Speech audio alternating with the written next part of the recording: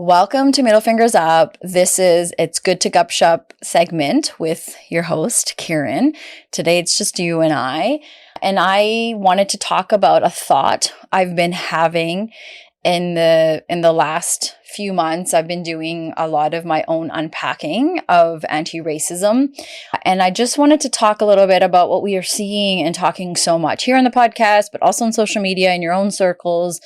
And it stems from us first generation. So these are the children of immigrants, and how we are unpacking a lot of the way we grew up in homes where our parents were in survival mode. And I've been thinking a little bit about how us first gens have also been, for the most part, living in our own version of survival mode. And I think there's a lot of you out there that can relate, because I've been getting a lot of interesting conversations through my DMs, as well as in person with those of us that are kind of in the same boat. And so I just want to unpack this a bit. So a lot of us first gens, so these first generations, these children of immigrants that we have this common thread in our stories. There's many of us who have dated outside of our communities. So some of us have even married outside. I married a white guy. I've been with my husband for 22 years.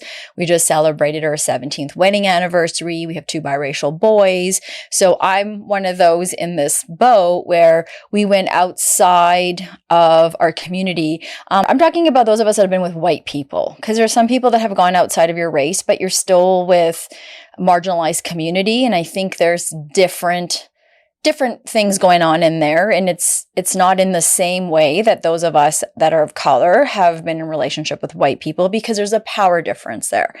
So I think this isn't just about love. I think we also entered these relationships with white people as our generational view of what was survival. So our parents had their survival strategy, the keep your head down, sacrifice, work hard, don't make noise, avoid getting bottles thrown at you, avoid racism, all of the things that our parents did to make it work for us here in this country.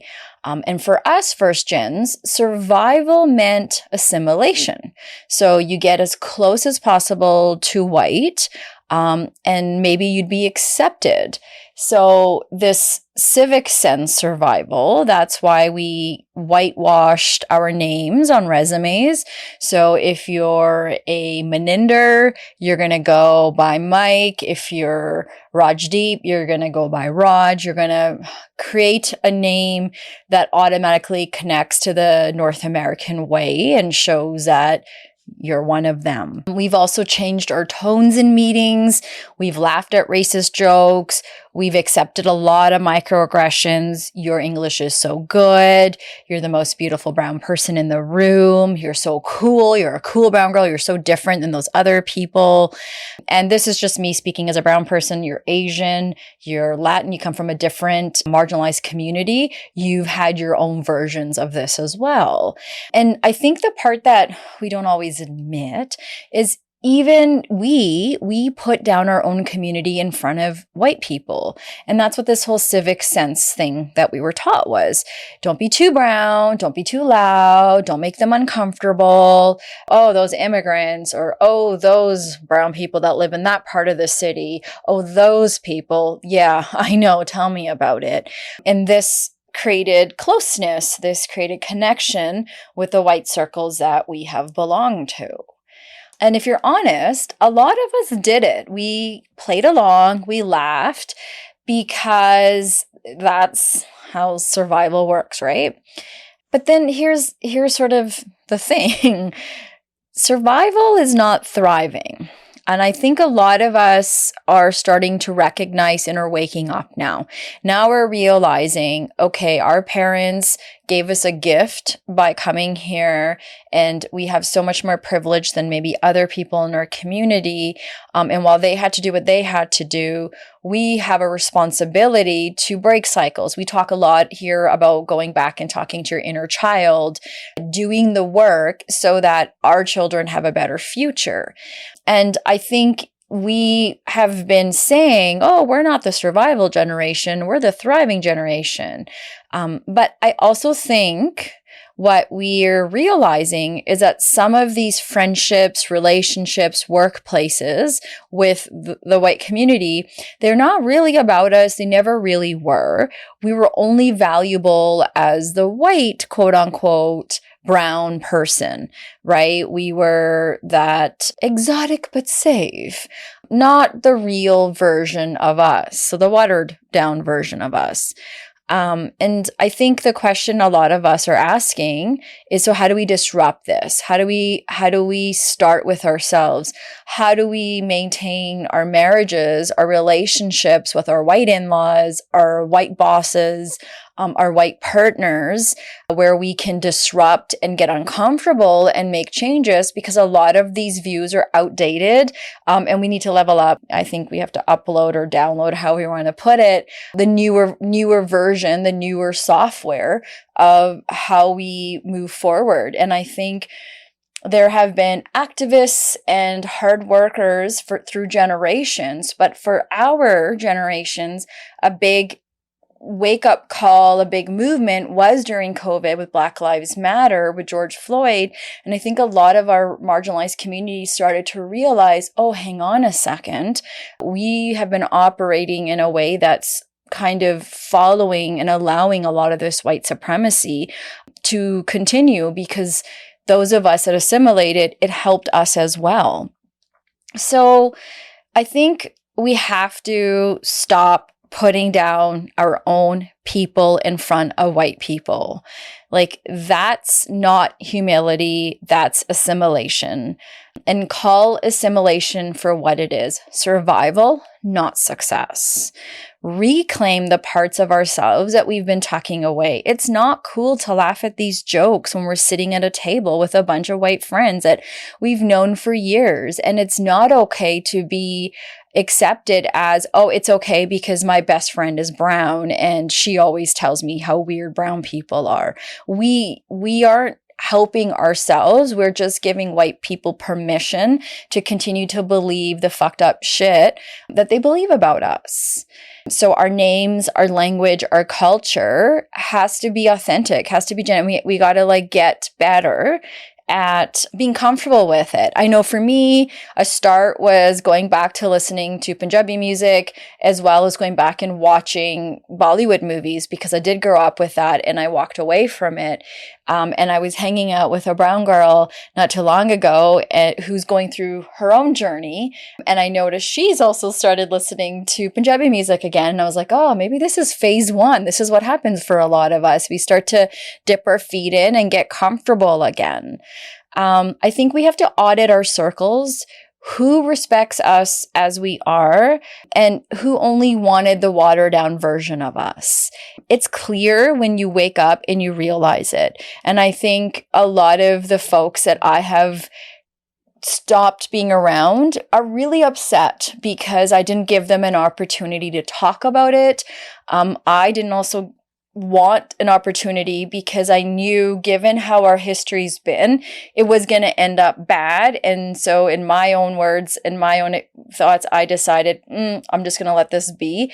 And maybe that's the wrong way, because I am today learning a lot about what it means to build, but also maintain community. And today where I am, having had this space from a lot of these people, I think I have more of a backbone, more strength to be able to know how to speak up and know how to defend and help myself.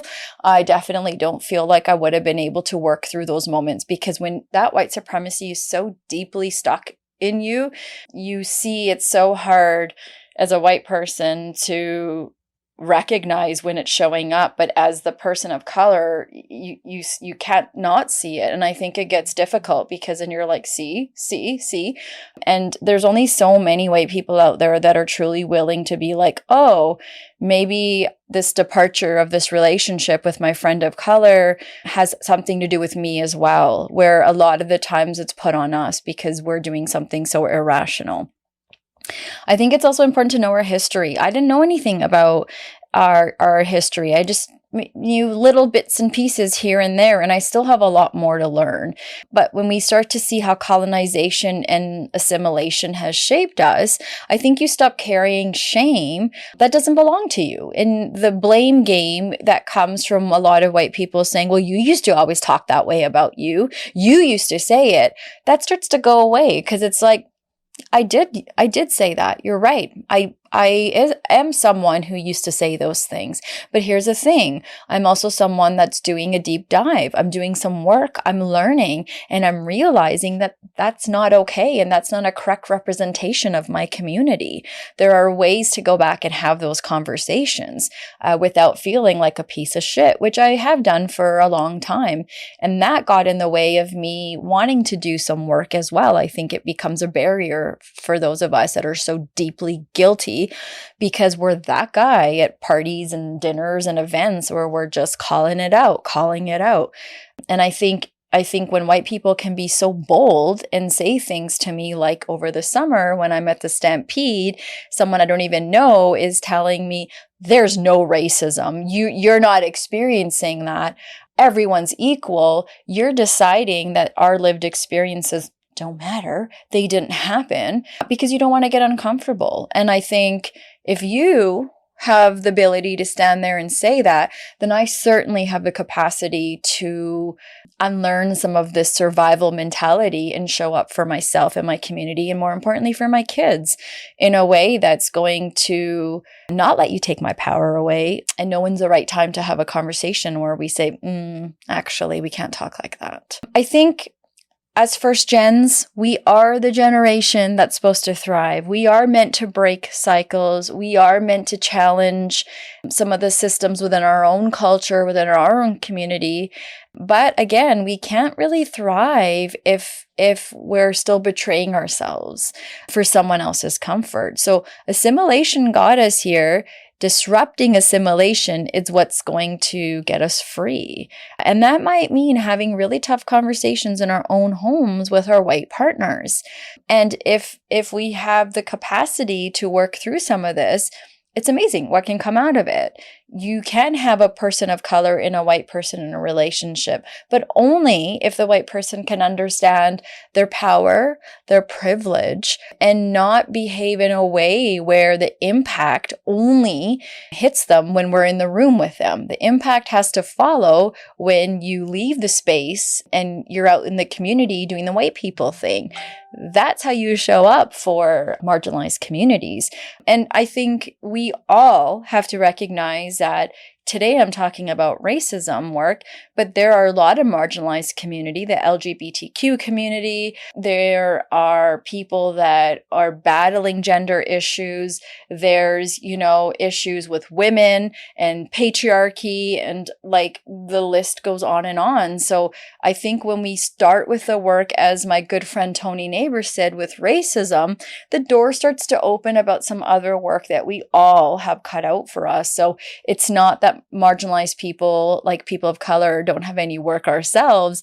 I think it just means you start to get your voice back, and then you have the capacity to see and do things for the community in a way that maybe weren't possible before. So this was a 15-minute look at us, keeping it short, episode segment thoughts of It's Good to Gup Shup with me.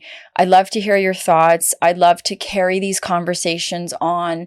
And if there are other people out there who have been messaging, but maybe willing to come on and talk about how they're disrupting systemic issues in their relationship as a person of color with a white person. I think we really, really need to continue this conversation because there are a lot of us that dipped out of our community to go into survival mentality and realize years later, oh shit, we have a responsibility here as a couple that is of color and white. Okay, so thank you. As I say, these conversations are door openers. So if you have anything to add, please message.